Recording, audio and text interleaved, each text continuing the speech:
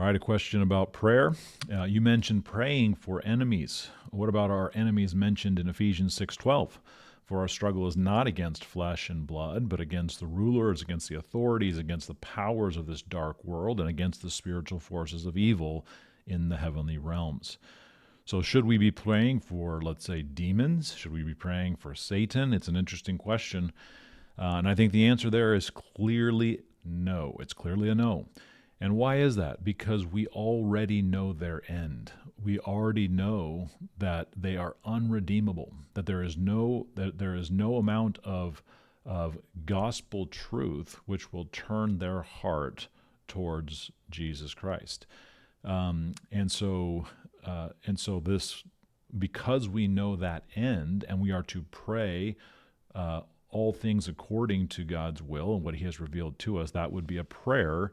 I don't think it would be a prayer that you'd be somehow sinning, but I think it's a prayer of ignorance. It's a prayer that does not take into account what we know will be the case. So it would be maybe similar to praying something like, Lord, I pray that you keep this world forever.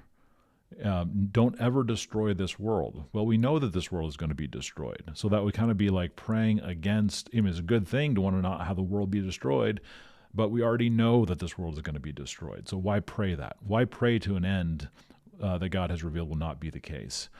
So I think that this falls in a similar category, that why would we pray for something where we know that God has already told us that Satan will end up in the abyss, that the demons will follow him there, and they will be cast into outer darkness, and this whole place of outer darkness was created for Satan and his angels.